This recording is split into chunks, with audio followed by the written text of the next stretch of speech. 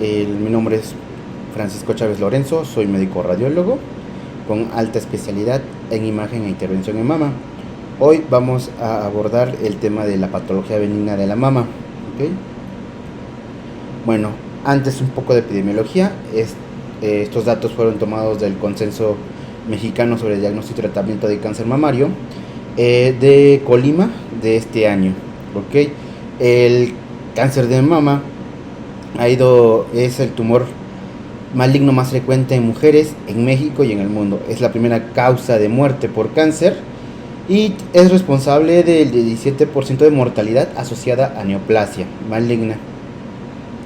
Se ha reportado que ha habido un incremento en el número de casos. En 2020 se reportó un 2.3 millones de casos y 685,000 muertes en el mundo, y se espera que para el 2040 incremente a 3 millones de nuevos casos y de 1 millón de muertes anual.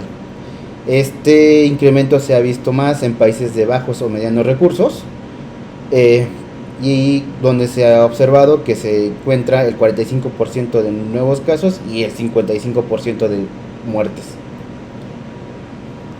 En México y en el mundo se ha observado que ha habido un incremento constante en la incidencia y la mortalidad del cáncer en las últimas décadas. Esto se debe a diferentes factores, como el envejecimiento poblacional, la occidentalización del estilo de vida, obesidad y falta de educación e información sobre la enfermedad. De acuerdo al Departamento de Epidemiología de la Secretaría de Salud, se ha observado que el incremento, ¿no?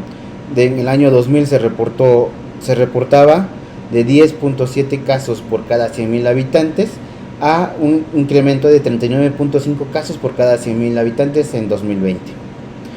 Por lo que es importante la evaluación de las pacientes y una adecuada información para nosotros sobre el cáncer de mama. Ya a lo que nos aqueja en esta presente plática, que son las lesiones benignas de la mama. Estas lesiones son hallazgos incidentales que se encuentran dentro de los estudios de tamizaje o en las biopsias realizadas a las pacientes de lesiones sospechosas. Estas lesiones pueden llegar a ser preocupantes tanto para el médico tratante o como para la paciente por las características, por la sintomatología que lleguen a tener, como es dolor, un nódulo palpable o la secreción por el pezón. Su incidencia incrementa con la edad, teniendo un punto máximo en la cuarta y quinta década de la vida. La importancia de la patología del estudio de la patología mamaria es para la exclusión de la malignidad y el riesgo de progresión a malignidad que llega a tener. Esto debido a mientras más compleja la patología, mayor es el riesgo de progresión a cáncer. Siempre es importante no solo evaluar la patología, sino el contexto en sí de la paciente, los antecedentes y tanto personales patológicos como heredofamiliares.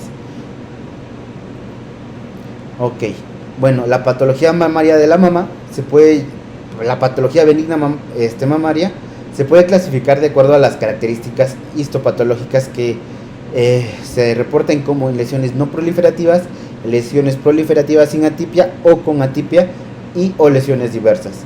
Dentro de las lesiones no proliferativas vamos a tener a los quistes simples, la metaplasia apocrina y el galactocele. Dentro de las lesiones proliferativas se encuentran la hiperplasia ductal, el papiloma, la adenosis o el fibroadenoma.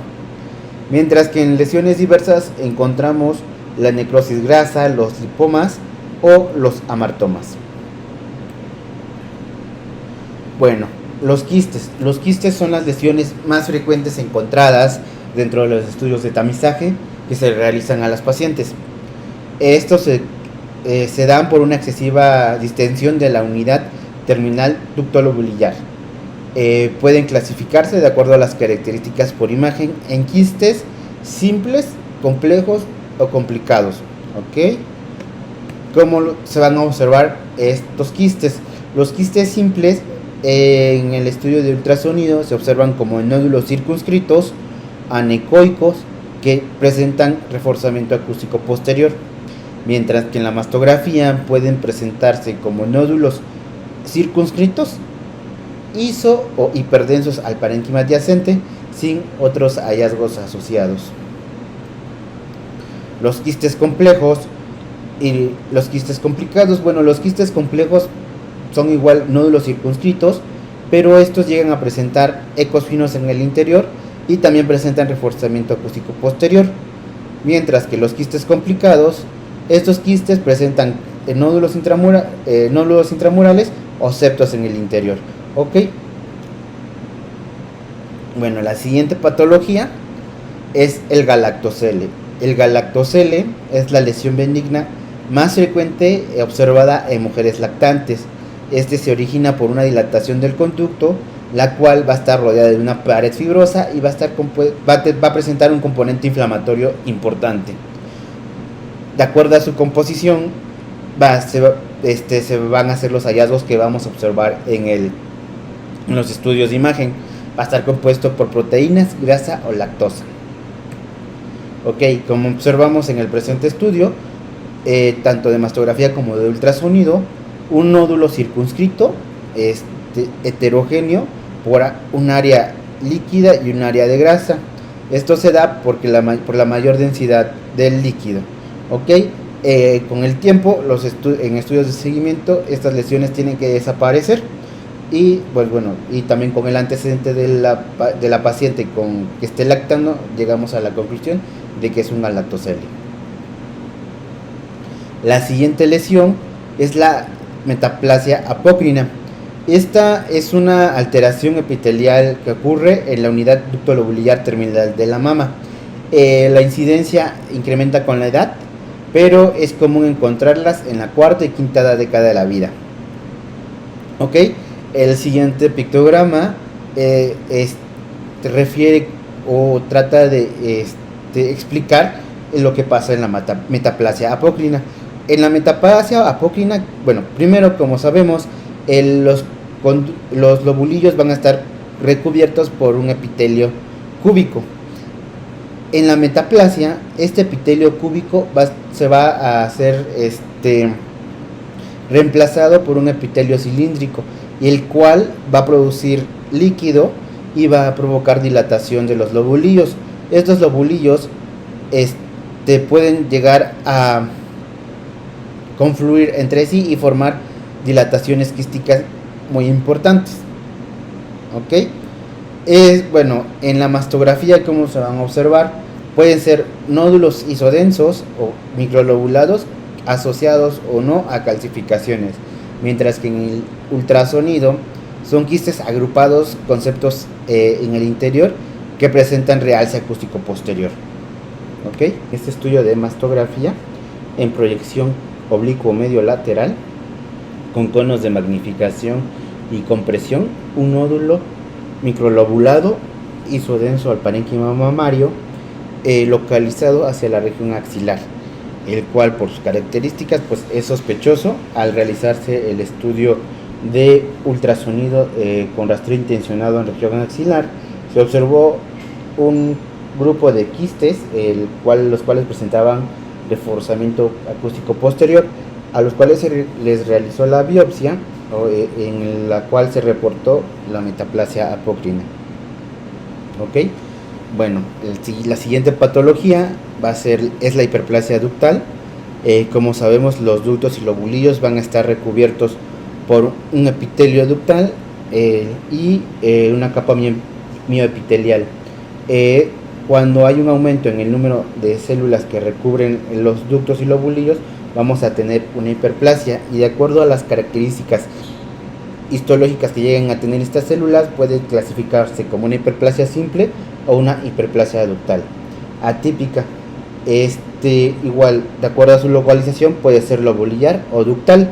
siendo la ductal la más frecuente, entre un 5 a un 17%. La importancia de estas lesiones es que aumentan el riesgo de malignidad o de progresión al cáncer de mama. Como vemos en los siguientes reportes, la hiperplasia atípica aumenta de un 3.2 a un 5% el riesgo de progresión a cáncer de mama. Los hallazgos por imagen, tanto mastografía como por ultrasonido. En la mastografía observaremos calcificaciones amorfas que pueden tener una distribución agrupada, regional o lineal, presentarse también como un nódulo con osicalcificaciones, mientras que en el ultrasonido el nódulo puede ser irregular o microlobulado y puede presentar características acústicas posteriores. Siguiente estudio de mastografía en proyecciones oblicuo medio lateral y cráneo caudal de ambas mamas. Vamos a observar unas mamas densas, heterogéneamente densas, las cuales presentan calcificaciones puntiformes de distribución difusa. Sin embargo, hacia el cuadrante superior externo vamos a observar un grupo de calcificaciones pleomórficas, mejor visualizadas en el cono de magnificación, a las cuales se les realizó la biopsia, reportando por patología una hiperplasia ductal. ¿Okay? En el siguiente estudio de otra paciente o de una paciente diferente, vamos a tener, en el siguiente estudio de ultrasonido tenemos un nódulo irregular antiparalelo al eje cutáneo con sombra acústica posterior, el cual a la aplicación de la modalidad Doppler Color presenta vascularidad periférica. Se le realizó la biopsia por ser sospechoso, observando hiperplasia ductal sin atipia. ¿Okay? Los papilomas. Los papilomas pueden ser solitarios o múltiples. Los solitarios generalmente se encuentran en región retroareolar, mientras que los múltiples pueden presentarse hacia la periferia.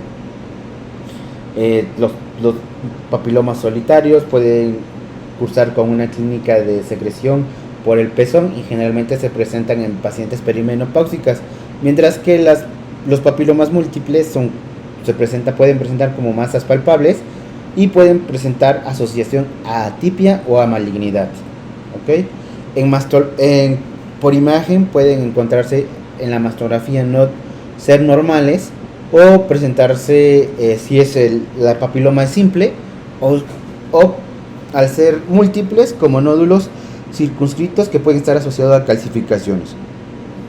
En el ultrasonido se van a observar nódulos circunscritos dentro de un conducto dilatado, el cual presenta flujo del pedículo de alimentación vascular. Como podemos observar en las siguientes imágenes, tanto de mastografía como de ultrasonido, la mastografía en proyección cráneo caudal, oblicuo medio lateral, con cortes de tomosíntesis en proyección cráneo caudal, observamos múltiples ductos dilatados, los cuales se observa mejor a la realización del estudio de ultrasonido, observando en el interior de los ductos nódulos hipoecoicos, los cuales son representativos de papilomas intraductales. En el siguiente estudio tenemos en la mastografía y ultrasonido de la misma paciente.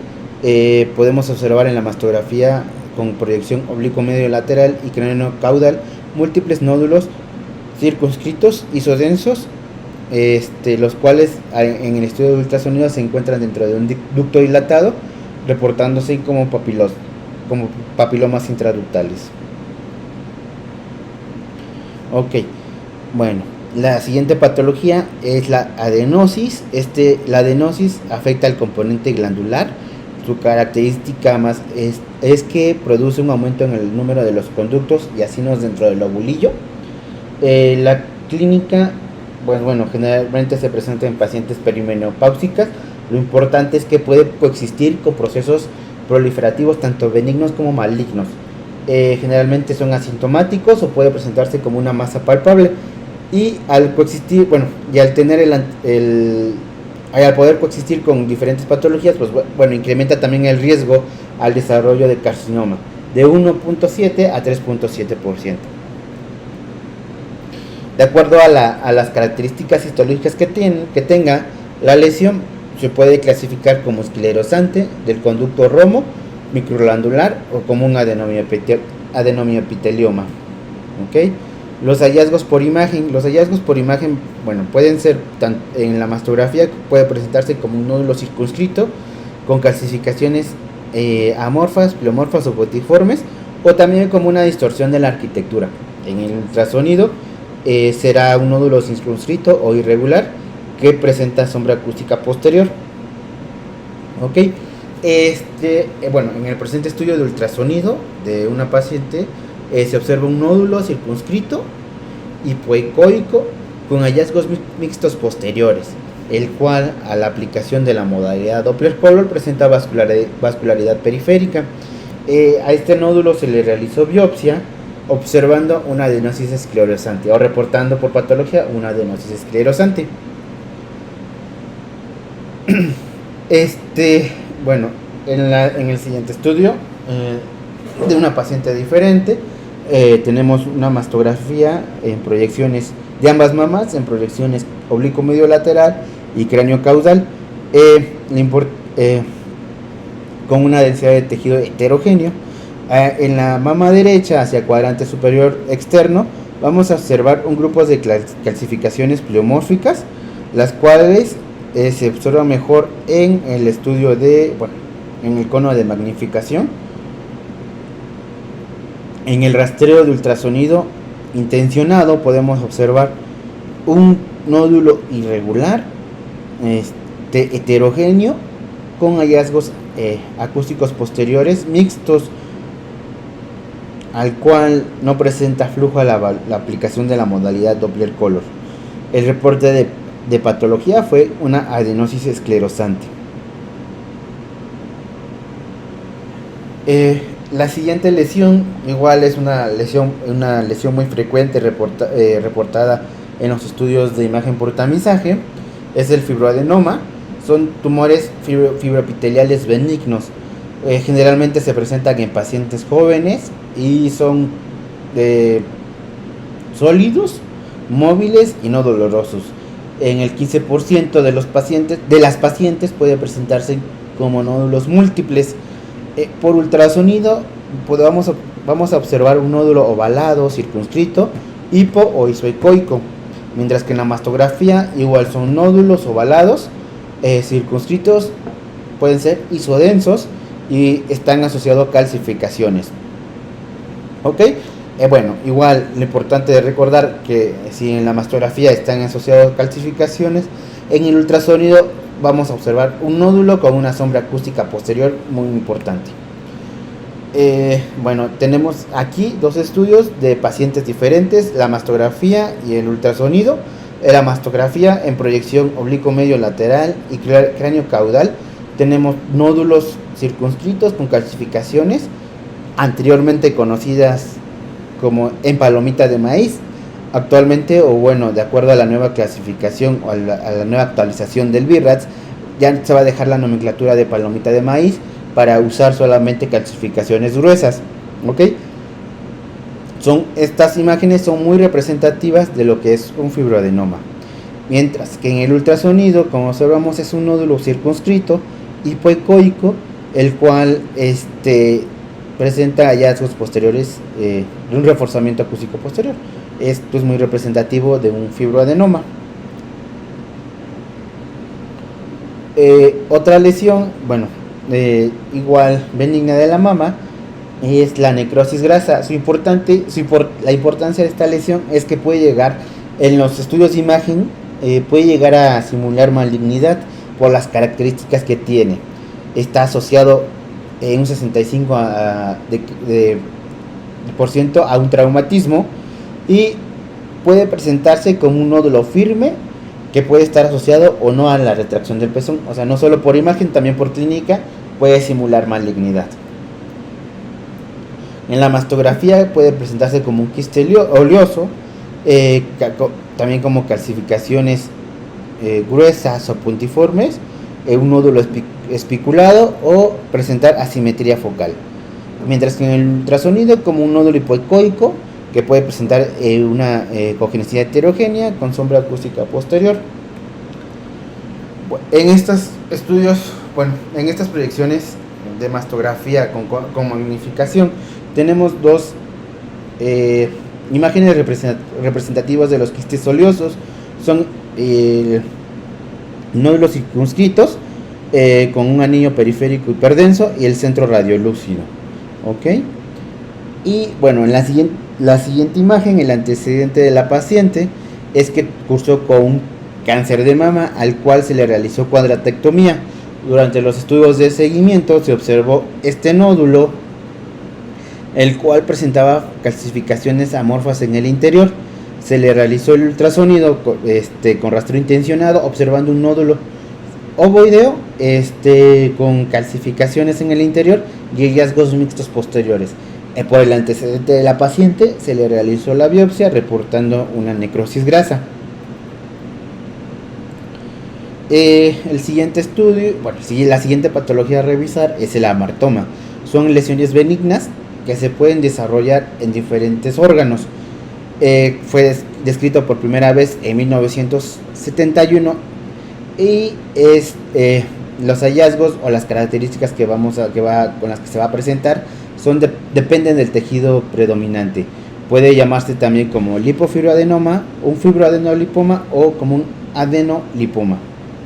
Representan del 4 al 8% de las lesiones mamarias benignas y pueden desarrollarse a cualquier edad.